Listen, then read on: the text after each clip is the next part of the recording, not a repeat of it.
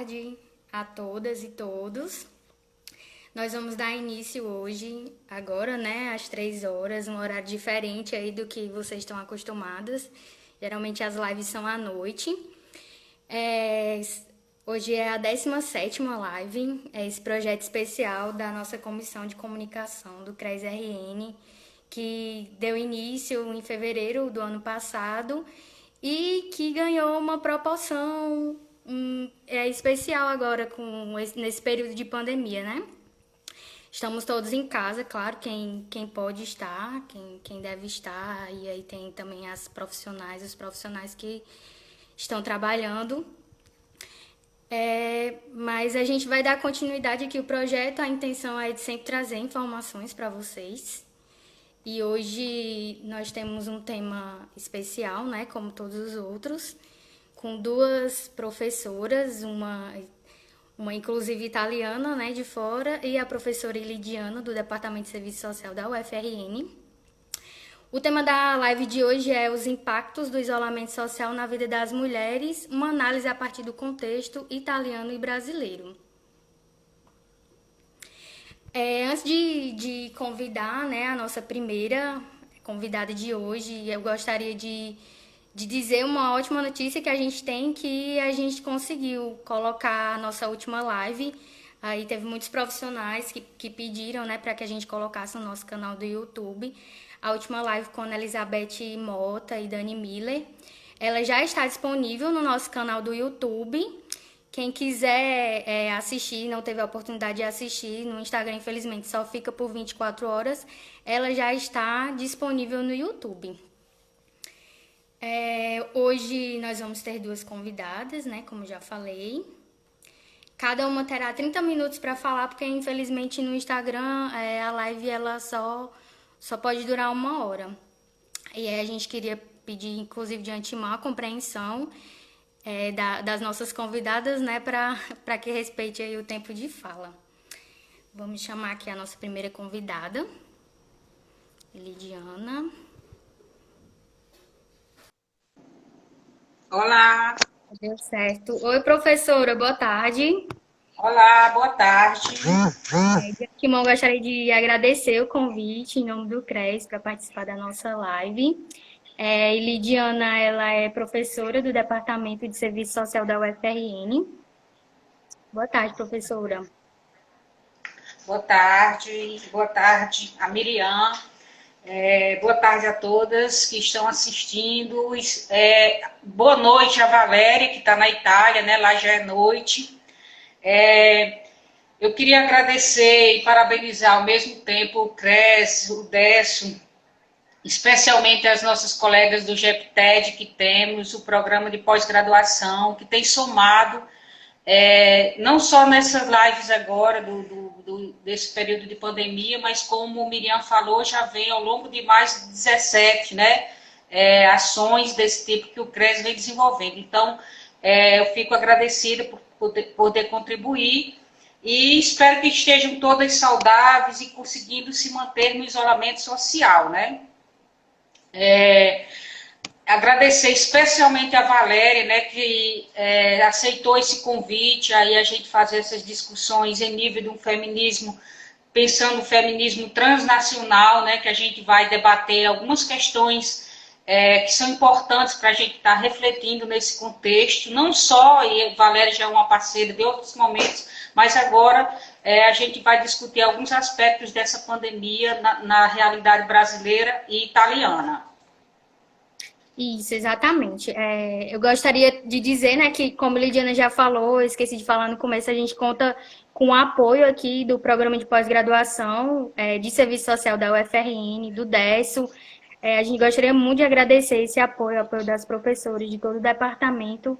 Tem sido muito importante esse apoio que a gente tem tido, especialmente nesse período de pandemia. Cada um nos seus espaços aí, mas sempre colaborando muito com a gente, com o CRES e com os demais profissionais que participam das lives.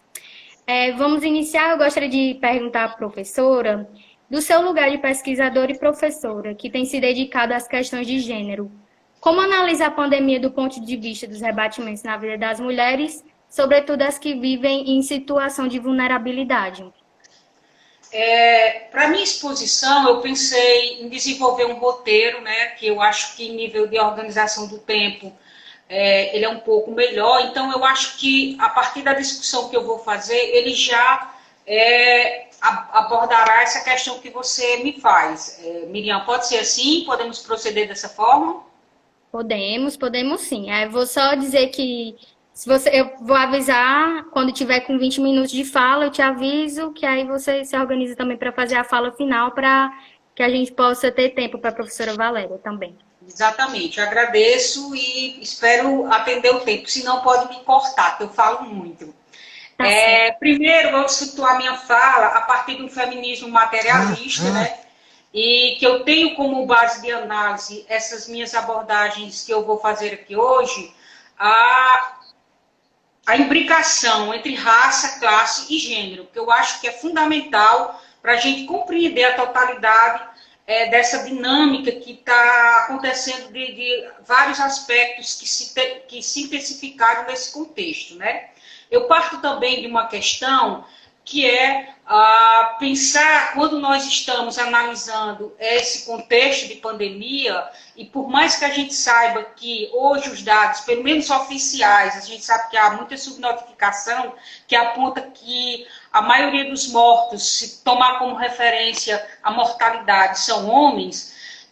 E aí a nossa análise, ela extrapola essa dimensão só da letalidade. A gente está analisando os outros aspectos que têm causado, têm diferenciado a vivência desse isolamento na vida das mulheres. Então, nós pensamos que o isolamento social imposto pela pandemia da Covid-19 tem gerado um aprisionamento que coloca lado a lado os temas da violência contra a mulher, sobrecarga de trabalho, expondo as lentes de aumento do contexto pandêmico a desigual divisão sexual do trabalho vigente em nossa sociedade. Ou seja, é um cenário que tem trazido medo, conflito, insegurança e desamparo a todos os que vivenciam. Entretanto, as consequências geradas pela Covid têm recaído prioritariamente sobre as mulheres, sobretudo aquelas que se encontram em maior situação de vulnerabilidade.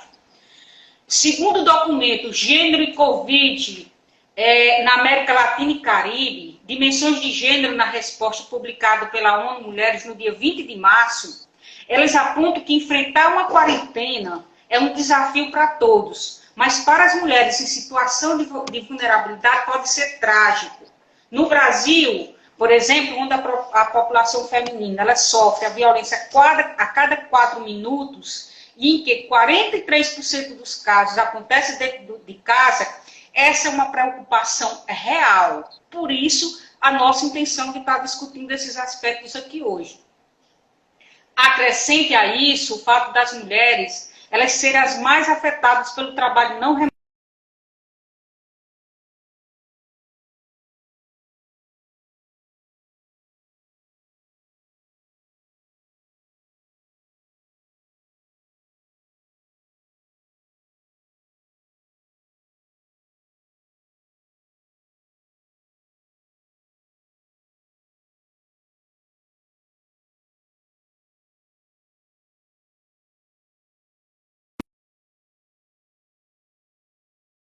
Quase que exclusivamente pelo trabalho doméstico.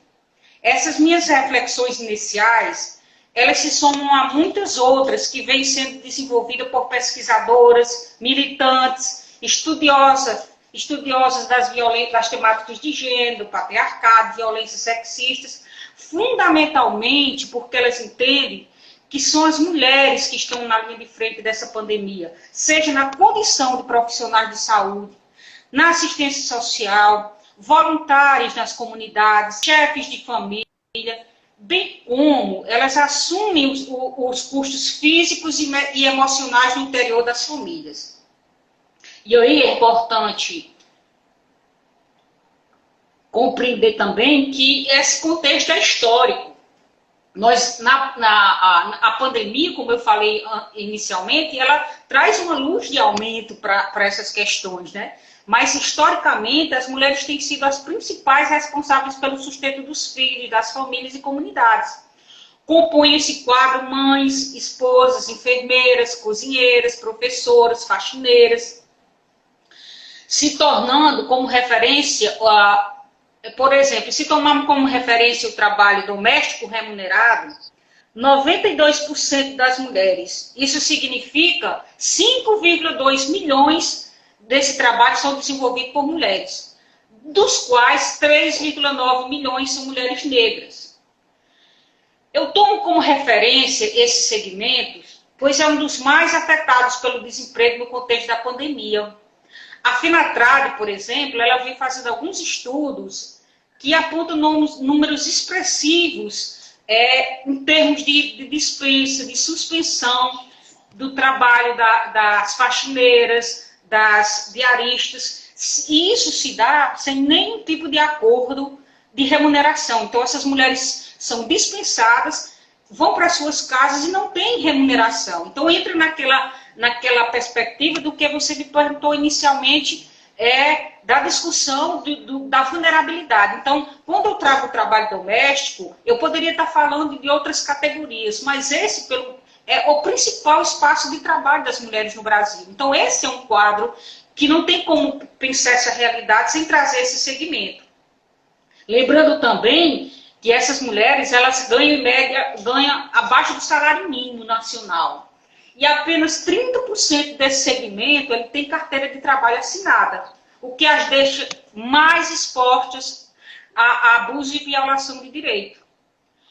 E aí, o que é contraditório, o que mostra essa violação de direito, melhor dizendo, é que o Ministério Público do Trabalho, ele diz que todas as pessoas precisam ser dispensadas do trabalho com garantia de salário, exceto as que forem estritamente necessárias, preservadas suas condições de acesso a equipamentos de proteção individuais ao coronavírus. Então, eu trago essa discussão e aponto o trabalho doméstico, primeiro remunerado, primeiro que é a minha área de trabalho, e segundo, por essas questões de vulnerabilidade, e um outro aspecto é porque pensar que nada mais emblemático de trazer esses dados, tendo em vista que a primeira morte de mulher no Brasil foi uma empregada doméstica, de 63 anos, que não foi dispensada de suas funções por sua empregadora. Ela trabalhava na casa de uma família que tinha voltado da Europa e que, mesmo diagnosticada com o vírus, decidiram não dispensar a trabalhadora. E aí, como vimos, tratava de uma trabalhadora idosa que talvez pudesse, inclusive, estar aposentada. Mas essas políticas neoliberais, com as contra-reformas da Previdência e Trabalhista, foram retirados todos os direitos, ou quase todos os direitos, principalmente de uma população mais empobrecida e que aí está diretamente alcançando esse segmento da sociedade. E aí, para a gente pensar que essa é uma realidade própria do racismo, da herança cultural escravocrata, que persiste em parte da nossa sociedade brasileira, sobretudo entre as elites. E aí a gente sabe que o isolamento e o distanciamento social estão entre as medidas mais eficazes adotadas pelos países que estão conseguindo conter o estágio em massa do coronavírus. Contudo, gente, para algumas trabalhadoras, essa recomendação não é uma questão de escolha, especialmente para a maioria das mulheres que se encontram em trabalhos informais. São pequenas e médias empreendedoras, aí como a gente vê muito na nossa realidade, vendedoras de cosméticos, vendedoras de utilidades domésticas. Então essas mulheres que estão nesses empregos mal remunerados, ou elas se expõem à contaminação pelo vírus, ou vivenciam mais intensamente as consequências da miséria, da fome, dentre outras dificuldades que a gente sabe que existe, né? E é sempre bom lembrar que antes da pandemia, o governo federal ele já havia cortado 158 mil famílias do Bolsa Família, 61% delas aqui no Nordeste. Então, numa clara política de extermínio do povo pobre, em que o próprio governo decide, bem antes da pandemia, inclusive, quem vive e quem deve morrer. Então, nesse país desigual como o nosso, o trabalho perpassado por trabalho informal, sem direitos, ou precarizado, isso é uma triste realidade. Pensar também na informalidade, o setor informal, para trazer alguns dados para a gente reforçar aqui essas nossas reflexões, representa 41,4% da força de trabalho total do Brasil. São cerca de 39 milhões de pessoas, segundo o IBGE. Antes da pandemia, outras 12 milhões estavam desempregadas. E aí, certamente, esses números eles vão sofrer alterações muito mais drásticas depois desse contexto, né? 38 milhões de pessoas no Brasil estão abaixo da linha de pobreza. Pelo menos 27,7 milhões são mulheres. Então, dados também do IBGE que colocam, mais uma vez, as mulheres nessa questão de vulnerabilidade, né? 41% de todas as mulheres ocupadas no Brasil estão no setor informal. Considerando somente as trabalhadoras negras e pardas, a taxa de informalidade sobe para 47,8%. O que a gente vem querendo de toda essa vulnerabilidade, por que essa pandemia tem um impacto mais direto na vida das mulheres. Eu trago um aspecto aqui que é abordado pela Cefênia, que ela trouxe. E Lidiana? A gente deu uma travada aqui. Vamos aguardar um pouco para ver se volta ao normal. Oi! Oi, professora, voltamos. Ai, que bom. Mas não era a internet. Não era a internet, eu não sei o que aconteceu, porque eu estou medindo aqui. Também não sei, mas vamos dar continuidade que vai dar Vamos certo. ver, então, quanto tempo, quanto foi esse intervalo? Esse intervalo foi de uns 5 minutos quase. Você ainda tem 8 minutos. Uau! Jura? Juro. Bom, então eu vou dar uma acelerada aqui. No que se refere às mulheres trabalhadoras na saúde, dados do relatório de mulheres no combate ao coronavírus, produzidos pela ONU Mulher e da COFEM, aponta que em todo o mundo as mulheres representam 70% de todos os trabalhadores em saúde. 80% dos enfermeiros e parteiras são mulheres. No Brasil, 85% das trabalhadoras de enfermagens e técnicas de enfermagem são mulheres. 45,6% dos profissionais de medicina são mulheres. 85% das cuidadoras de idosos é composto por mulheres. Então, cuidar é um trabalho duro, árduo, emocionalmente exigente, tenso, que sobrecarrega muito mais as mulheres do que os homens nessa sociedade patriarcal em que vivemos. Por isso, uma pandemia como a do coronavírus também nos coloca diante da necessidade de pensar na coletividade e da necessidade de repensar a vida na sociedade. E aí um dos aspectos que eu quero destacar é justamente esse papel da família, normalmente perpassado pela invisibilidade, não remuneração, que pode se tornar extenuante por causa da divisão sexual do trabalho injusta em nossa sociedade.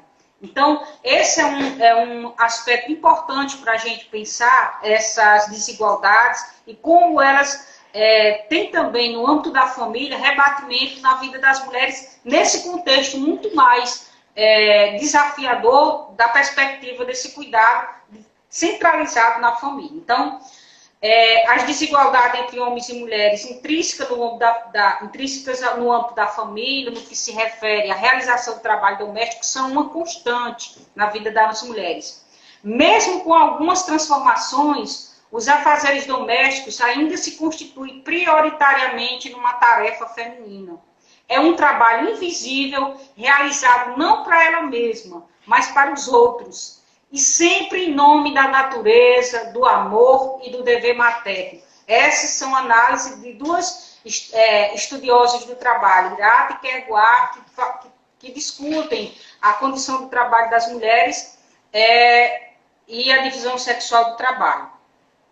E aí o contexto de pandemia lança luz sobre uma perspectiva que a historiadora francesa Michelle Perrault destacou. O trabalho doméstico resiste às evoluções igualitárias. Praticamente nesse trabalho, as tarefas não são compartilhadas entre homens e mulheres. Ele é invisível, fluido, elástico. É um trabalho físico que depende do corpo, pouco qualificado e pouco mecanizado. Apesar das mudanças contemporâneas, o pano, a pá e a vassoura continuam a ser os instrumentos mais constantes do trabalho das mulheres. É um trabalho que ele parece continuar o mesmo desde as origens do tempo, das noites da caverna ao alvorada do conjuntos habitacionais.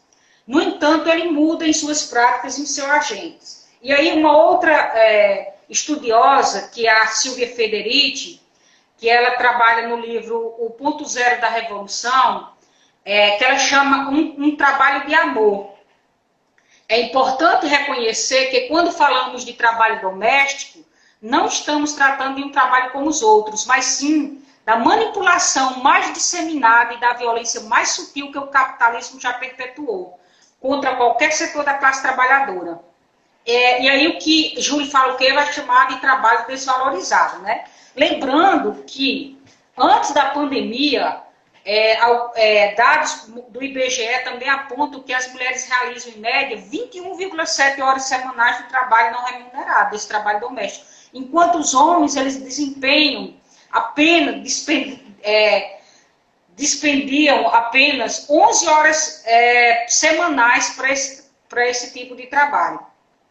E aí, eu penso que esse surgimento da pandemia, ela traz a ressignificação, ou deve trazer, né, do lugar dos homens na sustentação da vida reprodutiva, dos laços emocionais, do cuidado. Tarefa essa não considerada em nossa sociedade, né, como algo importante. Por isso mesmo que é exercida por mulheres, né, de forma desigual. Eu lembro, quando eu estou tratando dessas questões das desigualdades, nesse contexto agora da pandemia, de um documentário chamado Acorda, Raimundo, Acorda, de 1990, há 30 anos atrás, né, que esse documentário ele faz uma inversão do trabalho de homens e mulheres. Ao final, e aí Paulo Betti e Eliane Jardini, que são protagonizam esse documentário, que ele acorda como um pesadelo, né? Então não há as mudanças, é apenas um pesadelo. Eu penso, e não vou romantizar nada pós-pandemia, mas acho que algumas reflexões elas podem se perder nesse tempo e os homens acreditar que foi apenas um pesadelo e a divisão sexual do trabalho continuar da mesma forma. Assim como outra curta também, que eu queria deixar aqui como dica, Vida Maria, que é uma animação em 3D lançada em 2006, que é uma narrativa que passa no interior do sertão nordestino brasileiro, que mostra a realidade das famílias, né? Que elas vão mudando, as Marias vão mudando, e o trabalho doméstico e a vida na família vai colocando elas numa situação de permanecer naquele ciclo da vida, do trabalho, das mães, filhos. Então, são essas questões. Bom, infelizmente, eu acho que esse tempo nosso já está se esgotando. Eu teria mais elementos para trazer aqui, principalmente a partir do aspecto da violência, das políticas públicas, que eu acho que é importante a gente discutir. Mas eu tenho quantos minutos ainda? Já acabou, na verdade. Pois é, então, infelizmente, eu queria só terminar, então, uma consideração final, pensando aqui, um dos aspectos para passar a bola para Valéria, justamente como pontuaram as feministas italianas diante da impossibilidade de realizar as manifestações do 8 de março, não queremos voltar à normalidade, porque esta normalidade já é demasiadamente injusta, desigual, racista e heteropatriarcal. Então, pós-pandemia, não queremos voltar à normalidade. Queremos uma luta constante, cada vez mais que nós consigamos romper a essa cultura patriarcal, machista, sexista, que nos coloca numa condição diferenciada desigual e os índices mostram cada vez mais vivenciando práticas de violência. Então, é isso. Muito obrigada mais uma vez. Obrigada, professora. Desculpa aí os contratempos e o pouco tempo, né, também disponível, mas infelizmente é o que dá para dividir aí para a gente não tomar muito tempo da professora Valéria. A gente se despede aqui. Espero que você continue acompanhando, que acredito que vá, e acompanhar a Valéria. Tchau, obrigada.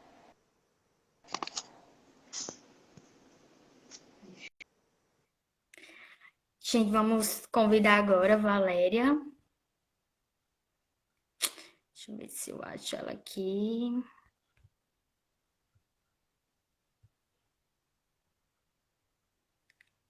Só aguardar. Opa, aceitou. Boa tarde, Valéria. Boa Tudo bom? tarde. Vocês estão me vendo? Estamos vendo e ouvindo. Ótimo. Boa tarde. A professora Valéria, ela fez doutorado em antropologia social na França e na Itália. Ela é professora de antropologia na Università degli Studi di Moderna, Itália. E no Brasil ela tem realizado pesquisas sobre racismo e sexismo na formação da identidade nacional, classificações raciais, sexualidade, saúde reprodutiva, branquitude e trabalhadoras domésticas.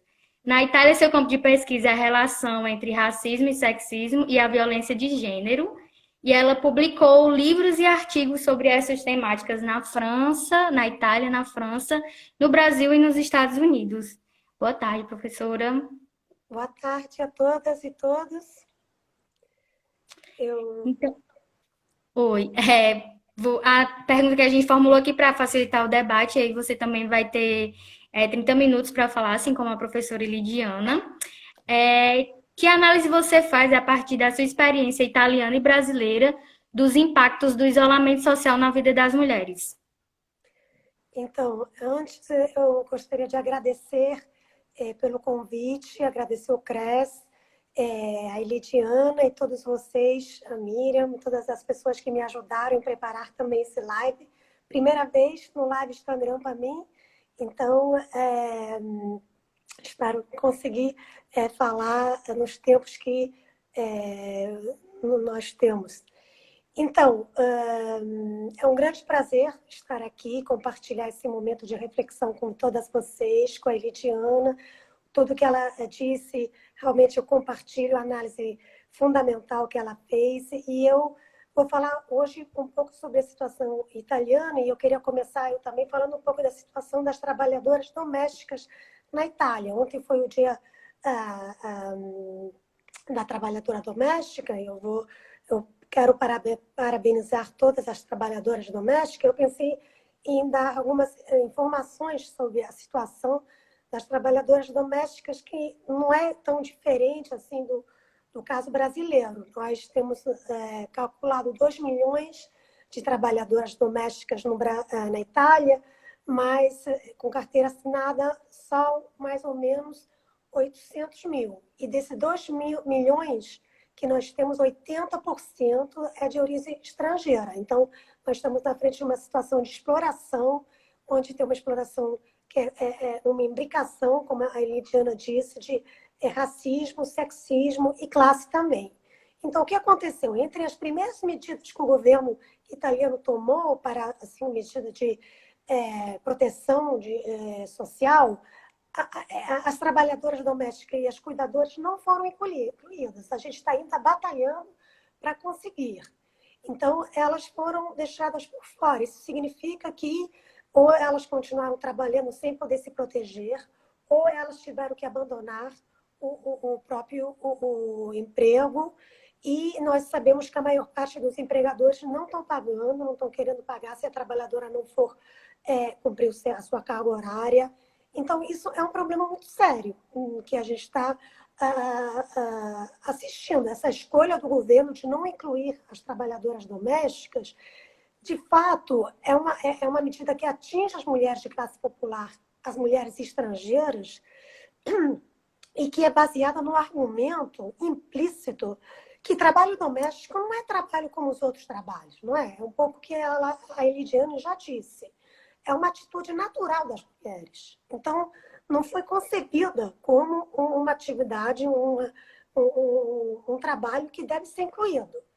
Então, o que aconteceu? Que elas ficaram fora de qualquer medida e esse tipo de raciocínio que não considera trabalho doméstico como trabalho, na verdade, sim, atingiu claramente as trabalhadoras domésticas de forma mais violenta, mas atingiu todas as mulheres, porque, como nós sabemos, o que aconteceu? Nós estamos num isolamento desde dia 4 de março.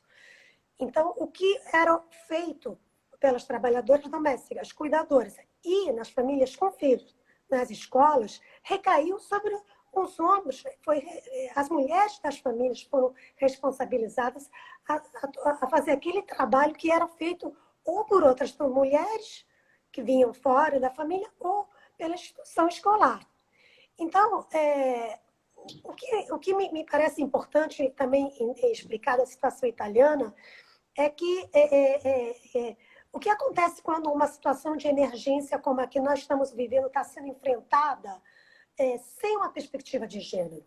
Porque é isso que está acontecendo. A gente não tem nenhuma medida que leve em consideração o fato que todas as mulheres, e alguns grupos de mulheres mais que outras, cumprem trabalho doméstico que não é considerado trabalho. Então, isso é um problema, porque se a gente for raciocinar como sem uma perspectiva de gênero, a gente sabe que vai estar um sujeito que é fintamente neutro, que não é neutro, né? E que vai reproduzir um olhar e uma visão do mundo que é do homem, com um homem branco, de classe média e heterossexual. Isso vai deixar fora todas as mulheres e todos aqueles outros grupos vulneráveis que são atingidos ainda mais pela pandemia, como a Elidiane já falou muito corretamente. Então, nós não podemos pensar em termos neutros. Nós queremos políticas que olhem para a realidade de uma perspectiva de gênero, que significa lembrar que há homens e mulheres, e que não estamos enfrentando todos a pandemia, a epidemia, da mesma maneira. Porque essa escolha que foi feita, assim, de não ter nenhum reconhecimento do fato que as mulheres vão estar fazendo todo o trabalho doméstico dentro de casa, significou que as trabalhadoras domésticas ficaram fora de qualquer forma de proteção social. As mulheres tiveram que fazer o trabalho doméstico, mais trabalho doméstico. E os homens ficaram... toda essa situação afetou muito poucos homens. Hoje eu li um artigo que está dizendo que os homens nos casais de intelectuais que trabalham na academia estão apresentando nesses 2 meses muito mais artigos do que as mulheres.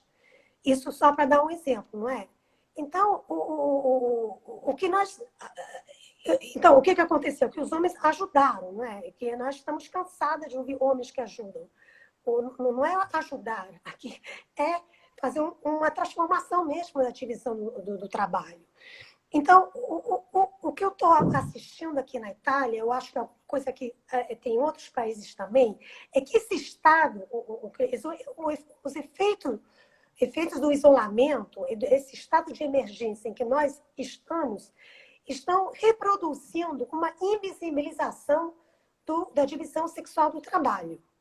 Nós estamos assistindo a uma manobra, uma transformação que, a partir do fato que nós estamos num estado de emergência, nós estamos recebendo esse recado. Bom, não é agora que a gente vai repensar a divisão sexual do trabalho, porque agora é emergência. Vamos continuar exatamente como era antes. Mulheres e grupos mais racializados, os grupos racializados, os grupos que são mais marginalizados, continuem fazendo o que era para fazer, sendo explorados. Então, isso é um problema muito sério. A invisibilização e a reprodução dessa divisão sexual do trabalho. Outra questão, trabalhar em casa, como se a casa fosse um lugar neutro. A casa é lugar de trabalho, só que não é reconhecido.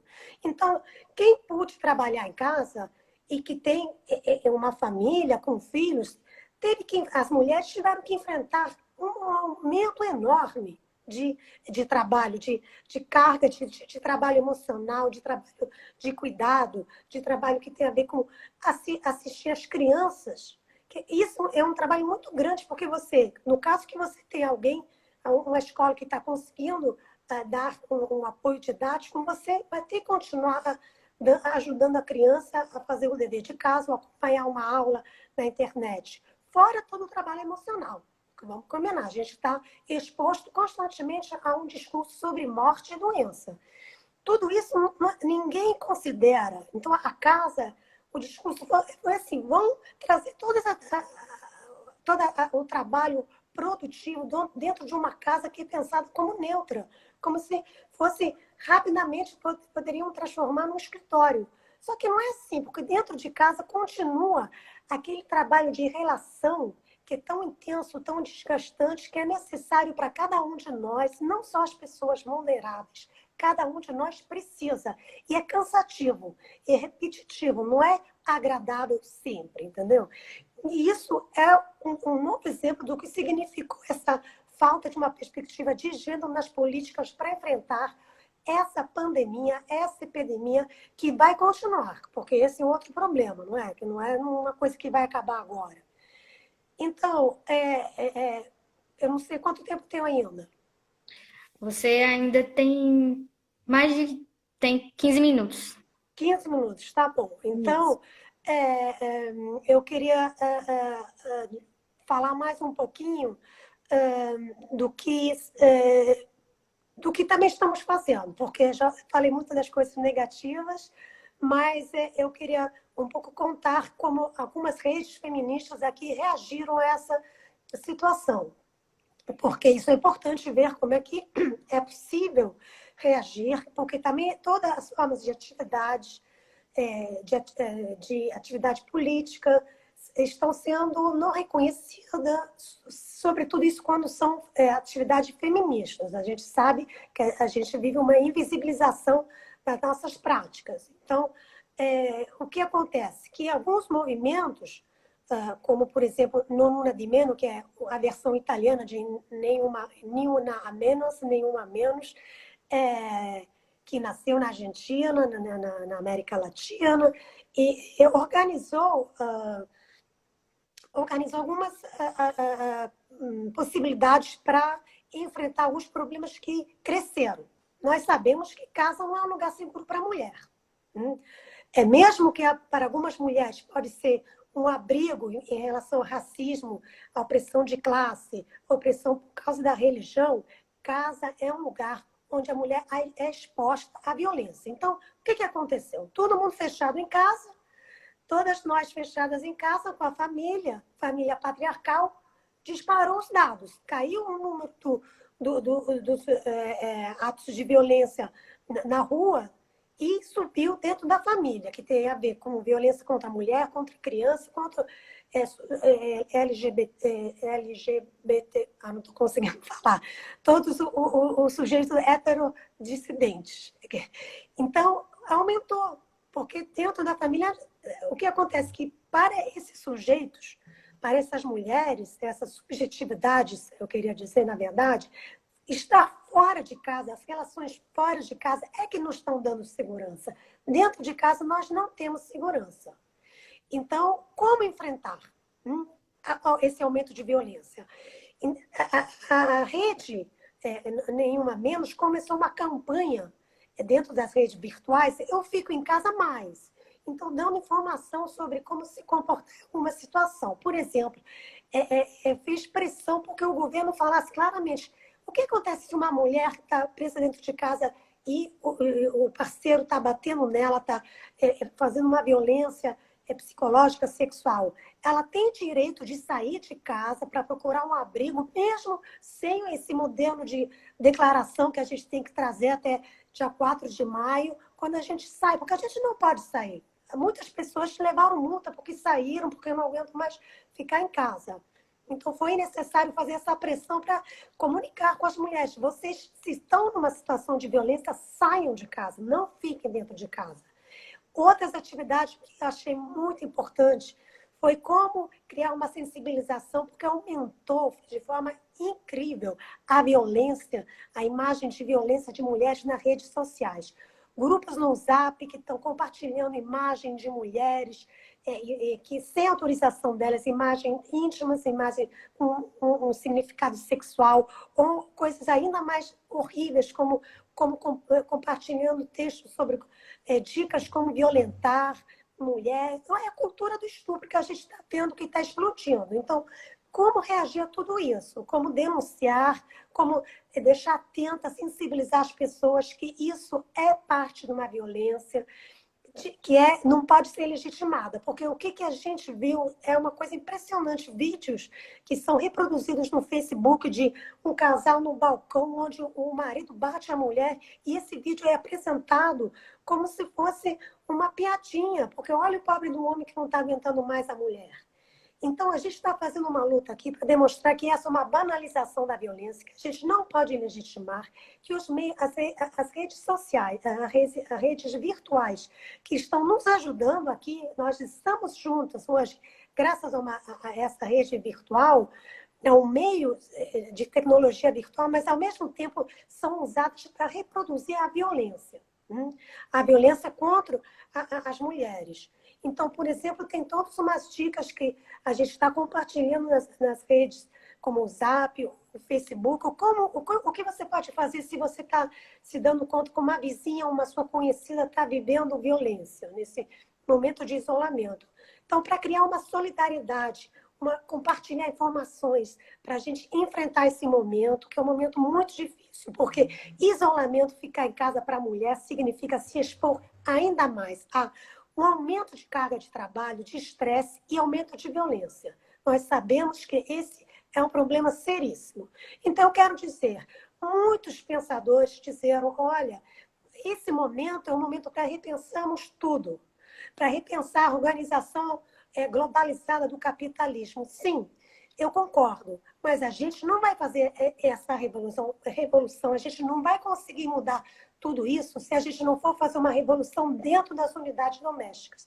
Para realmente mudar o capitalismo, nós temos que superar a ideia que trabalho produtivo e trabalho reprodutivo são uma dicotomia. Não existe isso. Para realmente podermos realizar, eu gostaria que os companheiros que pensam como essa oportunidade da epidemia, quer dizer, essa emergência da epidemia pode se tornar uma oportunidade para repensar a organização do trabalho, da economia globalizada.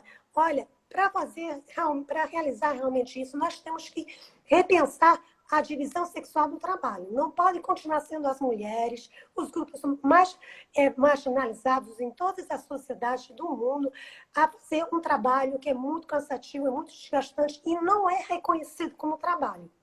Então, o que nós estamos assistindo, esse estado de emergência que nós estamos vivendo, na verdade, me parece, é difícil falar, porque nós não temos dados assim ainda de pesquisa, nós estamos acompanhando nas redes, nos artigos que estão sendo escritos, ou no próprio laboratório de autoetnografia que as pessoas estão fazendo.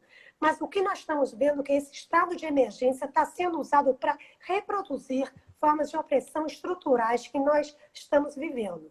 Não está sendo usado para modificar. E além do que, como sempre acontece, estado de emergência, a forma de dissidência não tem espaço, não pode manifestar, não pode criticar, não pode dizer vamos repensar o que é a nossa organização. Então, isso é um problema. Mas, ao mesmo tempo, o que nós estamos vivendo? Cada um de nós está vivendo com a epidemia preso dentro de casa, quanto cada um de nós é dependente de outros.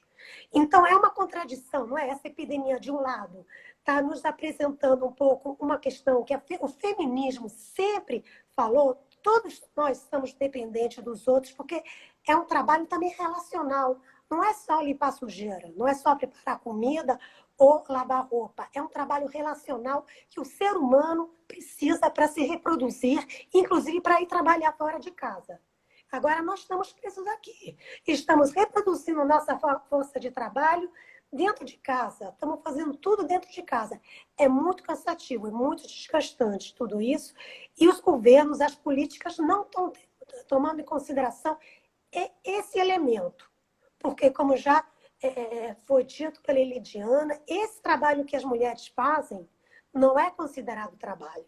Então, eu vou concluir aqui, lembrando realmente essa contradição e chamando para uma reflexão que seja uma reflexão que entre nas práticas cotidianas, na rotina doméstica, tem que ser repensada para uma divisão mais igualitária de todas as tarefas do trabalho doméstico, que não são todas agradáveis. Obrigada. Obrigada, Valéria. Muito obrigada.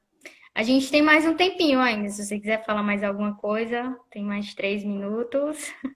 A situação das mulheres italianas é bastante impressionante, porque nós temos, em comparação a outros países europeus, a gente tem, se a gente considera que mais ou menos são 60 milhões os italianos, 9 milhões de italianos trabalham. Então, o que a gente vê? Que as mulheres têm dificuldade na Itália em entrar no mercado de trabalho por causa exatamente dessa questão do trabalho reprodutivo. Nós estamos vendo que hoje muitas mulheres com filho, com parceiro homem, estão deixando de trabalhar. Porque elas estão em casa e elas têm que cuidar, são elas que vão cuidar desse trabalho a mais que cresceu. Então, não pode ser uma solução que uma parte desse trabalho é feito por outra mulher. Isso não é solução que pode funcionar sempre. Mesmo que a gente tenha que reconhecer dignidade e todos os direitos para as trabalhadoras domésticas, isso não é a solução. Nós temos que repensar mesmo esse tipo de divisão sexual do trabalho. Inclusive, porque toda uma reflexão que nós estamos vendo que está sendo produzida sobre esse vírus, esse Covid, está nos dizendo que isso talvez seja só o primeiro. Nós aqui na Itália não sabemos realmente qual é o nosso futuro. Como é que vai ser essa nova fase? O que eu estou vendo é que a escola vai continuar ficando fechada, que as pessoas têm uma pressão para voltar a trabalhar, mas tem um risco seríssimo de os contágios subirem de novo. Quer dizer, a indústria quer que voltar a produzir, mas nós sabemos que nós não temos estrutura para proteger as pessoas. E isso significa que a gente vai voltar em casa com os filhos, vão voltar as pessoas doentes. E as mulheres cuidando, se expondo. Mulher é enfermeira, mulher é cuidadora, mulher é trabalhadora doméstica, se expondo sempre mais. Então, é incrível como essa epidemia nos trouxe algumas contradições e que o feminismo está analisando, está discutindo. E como esse tipo de debate, eu vejo aqui na Itália, é muito invisibilizado, né? É considerado coisa de mulher, entendeu? Não é considerado uma coisa estrutural, não é considerado um debate que tem a ver com a economia, com a estrutura da inteira sociedade. A gente quer repensar que não é uma dicotomia, de um lado o trabalho doméstico e do outro trabalho, desculpem, de um lado o trabalho produtivo e do outro o trabalho reprodutivo. São os dois trabalhos, e são trabalhos que sempre mais, na vida das pessoas, estão sendo, estão sendo sobrepostos, estão se como é que se diz? Estão se cruzando na vida da pessoa. Então, isso é um desafio muito grande para nós. E eu acho que esse tipo de diálogo que a gente está construindo aqui é fundamental, porque nós vimos as diferenças que tem entre a Itália e o Brasil, são diferenças brutais. A maneira que o Brasil está enfrentando a epidemia, em comparação com o que nós estamos vivendo aqui, é um inferno. E eu estou sendo muito crítica em relação ao meu governo. Mas vocês viram da fala da Elidiana, da minha fala, quantos elementos tem em comum? Tem muitos elementos que que são estruturais, que a gente vê que estão voltando na análise do Brasil, da Itália, pega os Estados Unidos, Pegue a Índia, países tão diferentes, mas essa questão da divisão sexual do trabalho e da condição específica das trabalhadoras domésticas é um assunto que tem muitos pontos em comum e que é fundamental a gente pensar juntas. Obrigada, professora. Agora realmente nosso tempo está se esgotando. Eu gostaria de agradecer. Sua fala foi muito rica, foi muito importante para a gente fomentar os debates. E muito obrigada. Obrigada a Agradecer também a vocês. professora Elidiana. Obrigada, Vou Elidiana. agora, tá certo? Boa tarde. Aliás, boa noite aí, né? Para mim, boa noite. Eu vou jantar agora. São 9 horas. Boa noite, bom jantar. Muito obrigada, viu? Obrigada Tchau. a vocês. Tchau. Então, gente, foi isso. Gostaria de agradecer todo mundo que acompanhou a gente até aqui. Lembrar novamente que a última live com Ana Elizabeth Mota e Daniela Miller, que teve a participação de Luana também, está disponível já no YouTube. Essa aqui também vai estar disponível, as próximas acredito que todas estarão disponíveis. E em breve nós anunciaremos também a próxima live, né? O próximo tema, as próximas convidadas ou convidados. E é isso, muito obrigada. A gente fica por aqui por hoje e curtam aí todas as redes sociais, sigam o Instagram, Facebook, YouTube, se inscreve lá no canal e acompanha os vídeos que já estão lá e os próximos que vão ser inseridos também, viu? Muito obrigada ao Décio, programa de pós-graduação da UFRN também de Serviço Social, a professora Elidiana, a professora Valéria Corzac também. Muito obrigada a todas, viu? Boa tarde para a gente aqui do Brasil e boa noite para a Itália. Tchau.